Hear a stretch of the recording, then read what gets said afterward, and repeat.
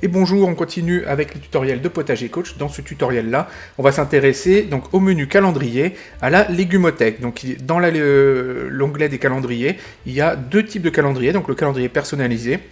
Il y a un autre tutoriel à ce sujet, je vous y renvoie. Là, on va s'intéresser à la légumothèque. Alors la légumothèque va recenser les différents légumes de Potager Coach, les uns après les autres. Il va vous proposer pour chacun de ces légumes des dates typiques de culture pour 7 climats différents, donc 7 climats que vous voyez ici, donc climat méditerranéen avec la Corse est incluse dedans, le sud-ouest, l'ouest en gros de la France, la partie centre, la partie nord avec côtière avec également la Belgique, une partie plutôt on va dire est de la France, donc continentale assez froid, et puis après les zones un peu montagneuses, un peu en altitude, où on a un climat le plus froid de tous. Donc si je regarde par exemple l'aubergine, on voit que on me propose en Méditerranée de commencer mon semis le 2 février, et par exemple dans les régions les plus froides, les régions montagneuses, on va me dire de commencer le 19 février, donc c'est des dates qu'on propose, des dates assez typiques pour les différents climats. Alors quand je regarde les dates en question, voilà, donc 2 février, c'est la date de semis. En dessous, là, en rouge, je vais avoir la date de repiquage. Et en dessous encore, la date de plantation en vert. Donc là, on est sur un itinéraire, on part sur un semis en contenant, avec après un repiquage dans un contenant encore plus grand, pour après une plantation en pleine terre, donc ce qu'on appelle généralement les seins de glace. Donc là, 3 mai, 10 mai, 13 mai, voilà. Dans le cas de la carotte, on voit qu'on n'a qu'une case marron, donc là, on est sur un semis en pleine terre, avec une culture qui va se faire d'une seule traite directement à sa position définitive. Si je reprends mon aubergine et que je clique dessus, voilà, je vais avoir le détail en fait de tout l'itinéraire technique de mon semis. Donc ça va m'expliquer que je commence sur un semis sous abri chaud le 2 février. Donc un semis en terrine, minimote ou alvéole, avec une profondeur de semis à 1,5 cm, une levée autour de 8 jours. Je vais faire un repiquage donc le 22 février, quand le plant fait environ 4 cm. Donc il a déjà développé une feuille, une vraie feuille. Hein. Quand on parle de feuilles, on parle des vraies feuilles, hein, pas des cotylédons. Pour une plantation, du coup, au 3 mai, en espaçant les plants de 60 cm en tous sens, et je peux espérer faire une récolte au 17 juillet jusqu'au 1er novembre. On voit qu'à côté de chacun des événements, là on va avoir une sorte de petite icône de vidéo YouTube. Ça veut dire que si vous cliquez dessus, vous allez avoir voilà, si vous cliquez dessus, ça va vous lancer une vidéo explicative du geste sur comment vous y prendre pour faire le semis de vos aubergines, pour avoir un détail un peu du geste technique à réaliser. Pareil sur la plantation, vous allez avoir une autre vidéo qui va vous expliquer un peu comment faire tout ça. Donc sur ce détail d'itinéraire technique là, vous avez en bas deux boutons qui vous permettent de rajouter du coup cette culture là, cette culture modèle dans votre jardin. Alors vous avez un premier bouton qui vous explique, vous pouvez la rajouter en gardant les dates indiquées, donc elle va se mettre dans votre jardin donc au 2 février, donc là ça va être du coup de l'année prochaine. Ou alors, vous pouvez forcer la date de début, et ça va vous décaler du coup toutes les autres dates en conséquence, pour avoir le même écartement entre chaque date à partir de la date que vous aurez fixée. Typiquement, si on regarde par exemple, il propose de faire ça du coup un 2 février. 2 février c'est un vendredi, par exemple, on pourrait dire de lui mettre ça plutôt au 3 février, un samedi, si voilà, vous voulez plutôt jardiner le week-end pour commencer votre semis un samedi. Sur une culture directement en pleine terre, voilà, on va avoir un itinéraire un peu différent. On part directement avec les espacements entre les rangs et sur le rang de notre culture. Voilà, ça vous explique que vous semez une graine environ tous les 1 cm, à une profondeur de 1 cm. Vous avez une levée en 12 jours et vous éclaircissez une première fois le 19 avril en gardant un plant tous les 5 cm. Avec une récolte à partir du 23 juin. Et là, pareil, on peut se la rajouter, on peut rajouter cette culture-là à notre saison. Alors, vous avez également sur chaque ligne de cet écran-là, un petit bouton là. Vous allez retrouver le même d'ailleurs dans l'autre calendrier, le calendrier personnalisé, puis à d'autres endroits du logiciel, ce petit bouton i. Ça va vous lancer la fiche légumes associée à ce légume. Vous allez avoir plein d'informations sur le légume en question. Donc vous allez retrouver dedans les conditions climatiques qu'il va apprécier. Donc la carotte, donc ça va de 1 à 3 soleils et de 1 à 3 gouttes d'eau. Donc c'est pour dire en gros à quel point ça a besoin de lumière et d'arrosage.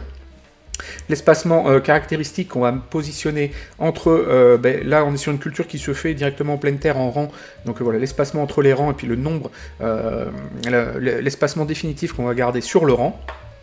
Sur la germination des graines, on va avoir des informations également, avec une température ici, germination minimale à 7 degrés, la profondeur de semis conseillée, et puis la durée de levée, donc la carotte, c'est une graine qui lève, qui met un peu de temps à lever, c'est justement une des difficultés de la culture. Donc les températures après, auxquelles le plant aime pousser, une fois que la graine a germé et que la culture a levé, la culture va aimer une température optimale autour de 18 degrés, avec un zéro de végétation à 9 degrés, c'est-à-dire que si la température descend sous les 9 degrés, la culture va arrêter de se développer. Alors sur certaines cultures, vous allez avoir également la température à laquelle, de rusticité qu'on appelle, c'est-à-dire la température en dessous de laquelle la plante risque de mourir. Alors voilà, l'aubergine c'est une des plus frileuses. Au 4 degrés, c'est vraiment une température un peu conservatrice, ça peut descendre un petit peu plus bas, mais bon voilà, c'est vraiment pour indiquer que c'est une culture fragile. Sur un concombre, on va avoir par exemple une température à 0 degré, voilà, ça veut dire que c'est des plantes qui sont gélives, avec un zéro de végétation à 15 degrés. Vous allez avoir également des indications du coup sur la fertilité, donc azote, phosphore, potassium, le genre d'éléments dont va avoir besoin votre culture pour bien se développer. Des informations après également supplémentaires sur le rendement indicatif au mètre carré que vous pouvez espérer sur votre culture, combien d'années vous pouvez conserver les graines, et après des informations de type botanique où vous allez avoir donc la famille ici, donc la famille des cucurbitacées, le genre, donc l'échelle encore plus fine que la famille, donc là on est sur le genre Cucumis, et puis l'espèce Cucumis sativus, et là on voit hybridation possible avec cornichon, donc ça détecte que le cornichon est de la même famille que le concombre. Là, voilà, hop, et donc du coup, il y a une hybridation possible, donc ça c'est si jamais vous voulez faire vos propres graines, voilà, vous avez ici une indication des légumes avec lesquels votre plante peut s'hybrider. Si par exemple on va regarder du côté du navet, c'est l'exemple que j'aime bien prendre parce qu'il est assez surprenant, voilà, Brassica, on voit que ça peut s'hybrider avec le petsai et le pak choi, parce que c'est la même plante en fait. Voilà, les choux chinois, c'est la même plante que le navet, ça a juste été sélectionné différemment. Donc quand on clique ici, ça nous ouvre la fiche Wikipédia du légume en question, si voilà on veut creuser et avoir un peu plus d'infos. On retrouve ici du coup les vidéos de gestes techniques qui sont proposées pour le légume. En dessous, on a les points d'attention, donc c'est vraiment les points saillants, les points majeurs de la culture à vraiment prendre en compte, auxquels il faut faire attention, parce que chaque culture a généralement ses petits tips, ses petits pièges dans lesquels il faut éviter de tomber. Voilà, mais là ça vous dit en gros du coup, voilà, ce à quoi il faut vraiment faire attention, qu'est-ce qui caractérise vraiment la culture en question. Voilà, on va avoir la même chose sur d'autres légumes, sur la patate douce, ce genre de choses. Et après, une liste d'articles en dessous pour ceux qui veulent creuser un peu plus le sujet. Vous allez avoir un autre petit bouton à côté, là, ici. Ça va vous permettre de définir sur un légume, est-ce que vous souhaitez partir de la graine, partir du plant, ou est-ce que vous ne cultivez pas du tout ce légume. Donc si on part... Hop, je clique là, voilà, je dis que je pars du plan, on voit que l'itinéraire est beaucoup simplifié en fait, on part directement de la plantation en pleine terre et on n'a pas toute l'étape avec le semis. Alors là il y avait juste semis et plantation, il n'y a pas de repiquage conseillé sur ce légume là. Si je prends par exemple une laitue, voilà, hop, je dis pour les laitues, je pars directement du plan, voilà, j'ai plus que les cases vertes. Et si je réactive... Voilà, le semis, voilà, j'ai semis, repiquage, plantation. Et il y a une troisième option également, comme je vous ai dit, c'est voilà, je ne le cultive pas, et là on voit que toutes les cases disparaissent, parce que voilà, c'est pas un légume qui m'intéresse. Alors vous voyez que parmi tous les climats proposés apparaît un dernier climat qui s'appelle Mon Jardin, et ça correspond à votre saison à vous, les légumes que vous aurez rajoutés dans votre propre calendrier. Donc là on voit les légumes que j'ai pu rajouter du coup sur la saison 2023-2024.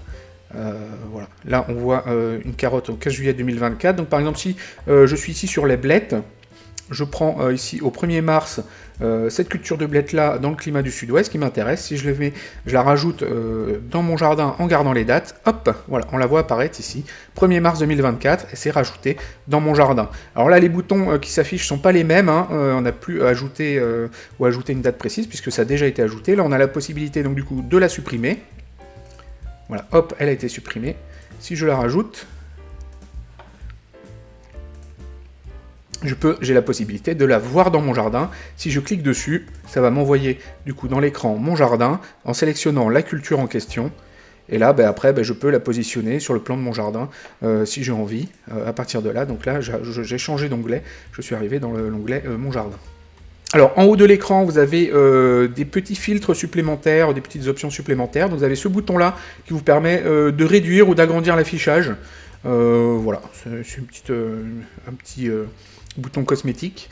Ce bouton-là de filtre va vous permettre du coup de décider quel climat vous voulez afficher. Si par exemple vous êtes vraiment dans le sud-ouest et que le climat du nord, de l'est et de la moyenne altitude vous intéresse pas trop, voilà, même bassin parisien, vous pouvez réduire du coup le nombre de climats affichés. Sur un petit écran par exemple, ça peut être intéressant de réduire le nombre de colonnes. Moi j'aime bien tout mettre, hein, j'ai la place pour. On peut également dire quel type de plante vous voulez que soit affiché dans la légumothèque. Donc par exemple, je peux enlever les légumes, voilà, j'ai plus que les aromatiques, les fleurs et les petits fruits. Alors, je peux lui dire également de n'afficher que les légumes que j'ai déjà cultivés dans mon jardin, donc vous ne voyez en gros du coup que les légumes dont voilà, il y a au moins un élément dans la colonne Mon jardin.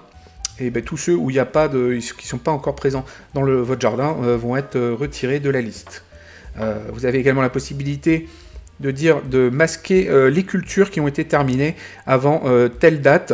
Donc on voit par exemple que cette culture-là se termine le 19 mars. Donc si je lui dis d'afficher jusqu'au 18 mars, on voit voilà, qu'elle s'affiche. Et au 19 mars, voilà, ça disparaît.